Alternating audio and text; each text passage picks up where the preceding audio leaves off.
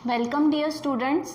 आज हम इस वीडियो में जो है वो ह्यूमन के कुछ कॉमन डिसीजेस के बारे में डिस्कस करने वाले हैं। जैसे मैंने आपको लास्ट वीडियो में बताया था जब हमने ब्लड ग्रुप्स के बारे में पढ़ा था।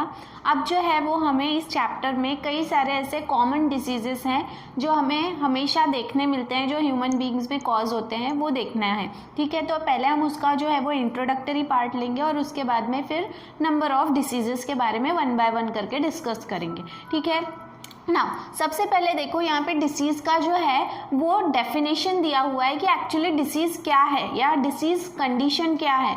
तो ये हमारे बॉडी की एक ऐसी कंडीशन है जिसमें हमारा ऑर्गन या फिर ऑर्गन सिस्टम जो है उसका जो वर्किंग है, उसका जो फंक्शन है वो अगर डिस्टर्ब हो जाता है या फिर डीरेंज हो जाता है। डीरेंज का मतलब है कि वो उतने लेवल का काम नहीं कर रहा, उतने कैपेसिटी से काम नहीं कर रहा जितना हमारे शरीर के लिए आवश्यक है। ठीक है, तो ऐसे समय में जब हमारा कोई ऑर्गन या ऑर्गन सिस्टम जो है वो बराबर से अगर काम नहीं करता है तो उस कंडीशन को एक डिसीज्ड कंडीशन कहा जाता है। ठीक है, अब ये जो भी डिसीज कंडीशन है ये किस वजह से हो सकती है, तो किसी ना किसी तरह के इन्फेक्शन की वजह से हो सकता है या फिर डिफेक्टिव डाइट, जो भी हम खाना खाते हैं या जो भी आप जो डेली डाइट ले रहे हो वो अगर आपका प्रॉपर नहीं है, न्यूट्रिटिव नहीं है। कुछ भी खा लेना मतलब आपका पेट भर गया है, इसका मतलब आपका बॉडी की जो भूख है, एक्चुअली हमारे जो बॉडी की भूख है वो न्यूट्रिएंट से जो है वो फुलफिल होती है। Different types of nutrient like carbohydrate, protein, fat, vitamin, ये भी हमारे शरीर के लिए ज़रूरी है। आप जो जंक फूड खाते हो, जो फास्ट फूड खाते हो, उससे ये सारी चीज़ें हमारे शरीर को सही मात्रा में नहीं मिलती। और अगर हम रेगुलर बेसिस पे इसी तरह का खाना खाते हैं तो हमारा जो डाइट है वो डिफेक्टिव डाइट कहलाता है और उसकी वजह से भी आपके बॉडी में जो है वो डिसीज क्रिएट हो सकता है। या फिर हेरिडिटरी, अनुवांशिक रोग, ठीक है, जो जन्मजात आपके साथ में होते हैं। तो ये कुछ ऐसे कारण हैं जिसकी वजह से आपका जो शरीर है उसमें अलग अलग प्रकार के रोग जो हैं वो हो सकते हैं। देन इसके बाद में जो भी डिसीज़ है उसे दो कैटेगरी में कैटेगराइज किया गया है। सबसे पहला है कॉन्जेनाइटल डिसीजेस। कॉन्जेनाइटल डिसीजेस मतलब ये जेनेटिक डिसीजेस कहलाते हैं जो बाय बर्थ, ठीक है, they are present in your body by birth, आपके बर्थ के साथ में ही ये आपके शरीर में प्रेजेंट होते हैं। ये जेनेटिक एबनॉर्मलिटी मतलब जो जीन्स हैं उसमें एबनॉर्मलिटी है उसकी वजह से आप में हो सकते हैं। या फिर मेटाबॉलिक डिसऑर्डर, आपके शरीर में जो मेटाबॉलिज्म होता है, एनाबॉलिक और कैटाबॉलिक रिएक्शंस जो होते हैं वो अगर प्रॉपरली नहीं हो रहे हैं तो वो भी आपके बॉडी में जो है वो डिसीज क्रिएट करते हैं। और ये मेटाबॉलिज्म जो है ये एक बोल सकते हैं आपके जीन्स का भाग है, ठीक है, आपके जेनेटिक मटेरियल का पार्ट है। तो हम बोल सकते हैं कि कॉन्जेनाइटल डिसीजेस जो हैं ये बाय बर्थ, जन्म के साथ में आपके बॉडी में प्रेजेंट होते हैं। जीन्स, आपका जो जेनेटिक मेकअप है उसमें ये डिफेक्ट है। ठीक है, देन जैसे कि ये जो है वो जेनेटिक है इसीलिए ये परमानेंट है। ठीक है, दे मे बी परमानेंट। कुछ ऐसे डिसीजेस होते हैं जो जन्म से हमारे साथ में, जिसका कोई ट्रीटमेंट नहीं है, वो परमानेंटली आपके साथ में रहेंगे जब तक कि आप जिंदा हो। एंड प्रैक्टिकली अगर हम देखें तो ये इनक्यूरेबल है, मतलब इन्हें क्योर नहीं किया जा सकता, इसके ऊपर अभी भी कोई प्रॉपर ट्रीटमेंट नहीं निकली है। ठीक है, लेकिन जो मॉडर्न रिसर्च है, ठीक है, मॉडर्न रिसर्च पे कुछ इनबॉर्न डिसीजेस ऐसे हैं जिनके ऊपर जो है वो अलग अलग प्रकार से ट्रीटमेंट किया गया है और करने की कोशिश की जा रही है। जैसे कि जीन थेरेपी, आपके जीन्स में फेरबदल कर देना, जो हमने रिकॉम्बिनेंट डीएनए टेक्नोलॉजी में वगैरह देखा था। देन एंजाइम रिप्लेसमेंट थेरेपी, आपके शरीर में जो एंजाइम नहीं बन रहा है वो बनने लगेगा अगर हम वो जो एंजाइम है वो ऐड कर दें, या फिर जो बन रहा है जिसकी ज़रूरत नहीं उसे रिमूव कर दे। इस तरह से जो है वो ये डिसऑर्डर्स को ट्रीट करने के लिए कुछ मॉडर्न साइंस या मॉडर्न रिसर्च से रिलेटेड कुछ थेरेपीज़ हैं, ठीक है, टेक्निक्स हैं। देन दूसरी कैटेगरी जो है वो है एक्वायर्ड डिसीजेस।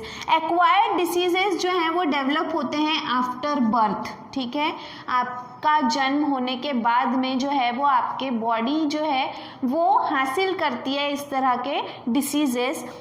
देन अब ये जो है ये दो कैटेगरी में डिवाइड किए गए हैं, कम्युनिकेबल या फिर इन्फेक्शियस डिसीजेस और दूसरा है नॉन कम्युनिकेबल या फिर नॉन इन्फेक्शियस डिसीजेस। इनके बारे में देखना है हमको। देखो यहाँ पे कम्युनिकेबल डिसीजेस या फिर उसे इन्फेक्शियस डिसीजेस कहा गया है। कम्युनिकेबल मतलब एक पर्सन से दूसरे पर्सन में ट्रांसफर होने वाले जो डिसीज हैं, जैसे कि अभी हम देख रहे हैं कि जो कोरोना है वो एक पर्सन से दूसरे पर्सन में जो है वो आसानी से ट्रांसफर हो सकता है। Such type of diseases are called as communicable diseases. ठीक है, तो कम्युनिकेबल डिसीजेस या इन्फेक्शियस डिसीजेस जो हैं ये ट्रांसमिट होते हैं फ्रॉम अ पर्सन, ठीक है, जो इन्फेक्टेड है, जो इन्फेक्टेड पर्सन है उससे किसमें, अनदर हेल्दी पर्सन, दूसरा पर्सन जो हेल्दी है उसमें ये रोग जो है वो फैल सकता है, ट्रांसफर हो सकता है। ठीक है, आइदर डायरेक्टली और इनडायरेक्टली, डायरेक्टली भी हो सकता है या फिर इनडायरेक्टली भी हो सकता है। मतलब डायरेक्टली मतलब वही पर्सन आपके कांटेक्ट में आ रहा है जो इन्फेक्टेड है उसकी वजह से,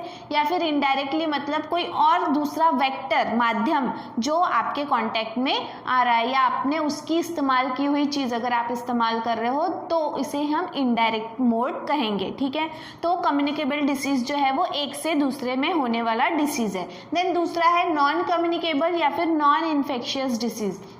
ये जो भी नॉन इन्फेक्शियस डिसीज है या नॉन कम्युनिकेबल, ये एक पर्सन से दूसरे पर्सन में फैलता नहीं है। ठीक है, तो यहाँ पर किसी भी तरीके से डायरेक्टली भी नहीं और इनडायरेक्टली भी नहीं, मतलब वो रोग जो है वो उसी पर्सन तक, उसी इंसान तक, उसी इंडिविजुअल तक सीमित है, दूसरे को वो ट्रांसफर नहीं करेगा। अब देखो कम्युनिकेबल डिसीज जो है उसका एग्जाम्पल है मलेरिया। ठीक है, मलेरिया क्यों, आप बोलोगे कि मलेरिया तो छूने से नहीं फैलता या हम उसके साथ में रह रहे तो नहीं फैलता, लेकिन मलेरिया जो है ये एक ऐसा डिसीज़ है कि अगर एक इन्फेक्टेड पर्सन को, आप लोगों को पता होगा कि मलेरिया ये रोग जो है वो मच्छर के काटने से फैलता है। ठीक है, मच्छर जो है वो अगर एक इन्फेक्टेड पर्सन को उस मच्छर ने काटा है, ठीक है, और वही मच्छर अगर आपको, आप हेल्दी हो और आपको काट रहा है, तो वो डिसीज़ जो है वो उस मॉस्किटो के माध्यम से एक इन्फेक्टेड पर्सन से एक हेल्दी पर्सन में फैल रहा है, तो हम इसे क्या कहेंगे,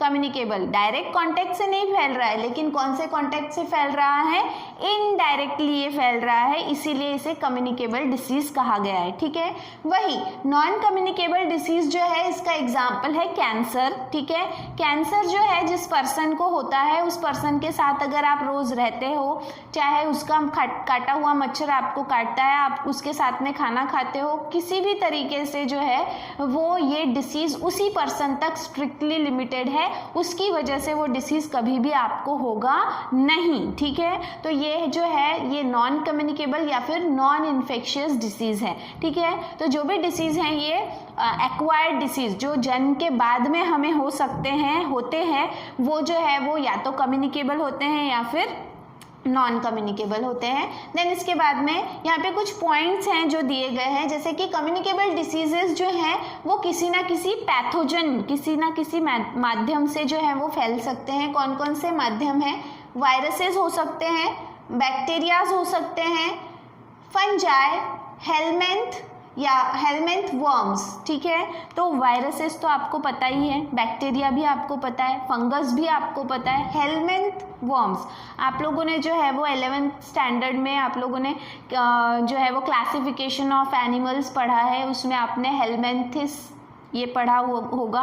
ठीक है, हेलमेंथिस मतलब जो हेलमेंथ्स होते हैं या हेलमेंथिस जो है ये वर्म, इल्ली जैसे जो वर्म्स होते हैं, इल्ली जो होती है, अड़ी जिसको हम बोलते हैं मराठी में, इनकी वजह से, मतलब ये भी एक माध्यम है जिसकी वजह से जो है वो एक पर्सन से दूसरे पर्सन में ये डिसीज़ जो है वो ट्रांसफ़र हो सकता है। जैसे कि अमीबॉयसिस, अमीबॉयसिस ये एक डिसीज़ है। अमीबॉयसिस जो है ये एक ऐसा डिसीज़ है जो छोटे छोटे इसके वर्म होते हैं। अमीबा जो है ये एक्चुअली वर्म नहीं है, ये तो प्रोटोजोआन है, तो लेकिन वो जो है वो एक पर्सन से जब दूसरे पर्सन में ट्रांसफ़र होता है, उसी तरीके से जो है वो एस्कैरियोसिस। इस चैप्टर में हम ये सारे डिसीजेस देखने वाले हैं कि वायरस से होने वाले, बैक्टीरिया से होने वाले, फंगस से होने वाले, ये सभी कैटेगरी हमको देखना है। तो यहाँ पे ये सभी जो है कम्युनिकेबल डिसीज़ फैलाने के लिए ये सारे माध्यम है जिसकी मदद से जो है वो एक पर्सन से दूसरे पर्सन में ये डिसीज़ जो है वो ट्रांसफ़र होते हैं।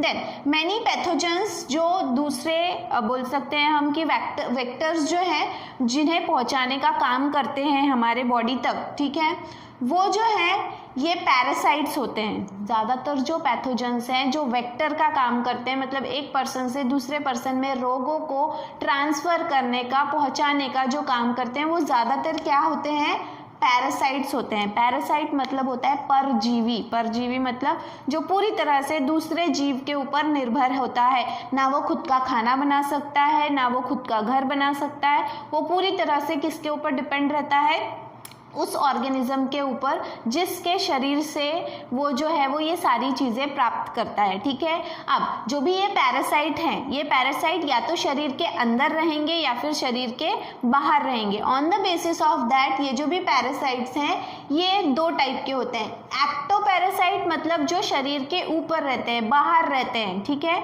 शरीर के अंदर जाते नहीं है। एग्जाम्पल है बेड बग। बेड बग मतलब खटमल, पता है आपको, ठीक है। तो ये जो है ये आपके शरीर से खून चूसता है लेकिन आपके शरीर के अंदर जा नहीं सकता, तो ये it is a type of ectoparasite जो शरीर के बाहर होता है। देन दूसरा है एंडोपैरासाइट जिसका एग्जाम्पल है प्लाज्मोडियम। अब आप बोलोगे ये प्लाज्मोडियम क्या है, हम बात कर रहे थे मलेरिया के बारे में। हमने कहा मलेरिया जो है वो मच्छर के काटने से होता है।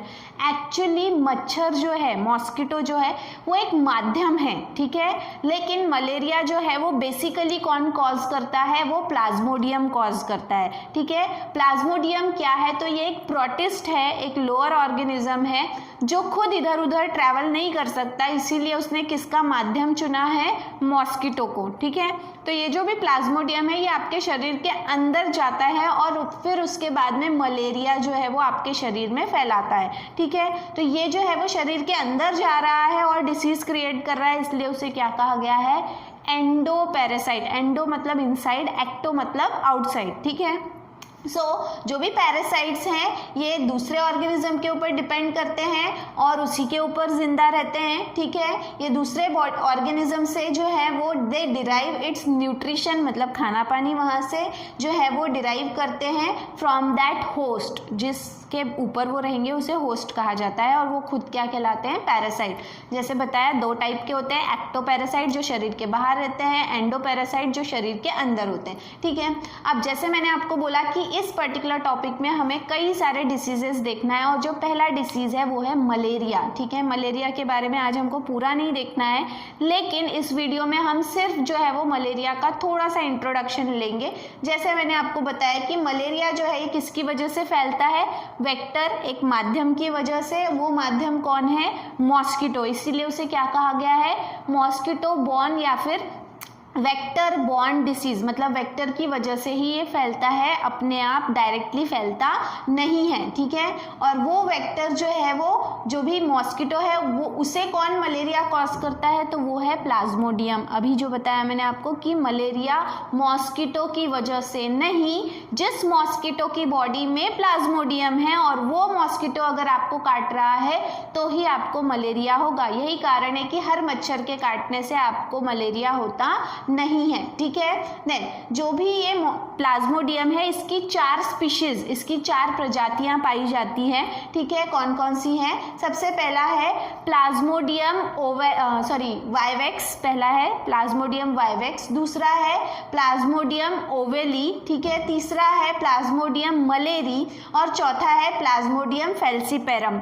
इन चारों में से जो चौथा है जिसे हम कह रहे हैं प्लाज्मोडियम फेल्सीपेरम, ये सबसे ज़्यादा सीरियस इलनेस, सीरियस जो मलेरिया है वो कॉज करता है, कौन, प्लाज्मोडियम फेल्सीपेरम।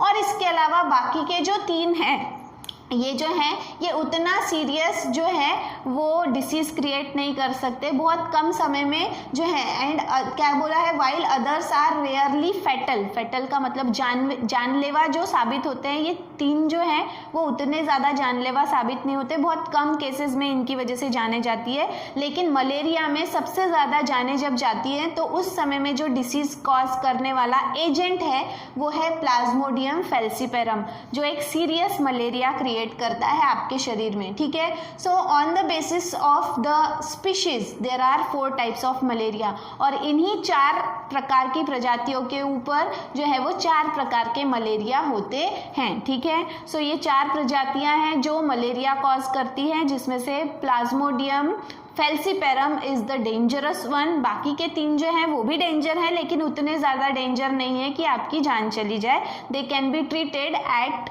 द क्या बोलेंगे हम उसको, सही समय पे अगर उसका ट्रीटमेंट मिला तो आप सही समय से जो है वो ठीक हो सकते हो, ठीक है। तो अभी जो है वो इस वीडियो में हमें इतना ही देखना है। नेक्स्ट वीडियो में जो है वो हम इसके सिम्टम्स और साइंस देखेंगे, कंट्रोल मेजर्स देखेंगे, ये सारी चीज़ें हमको देखना है रिलेटेड टू मलेरिया। तब तक के लिए थैंक यू।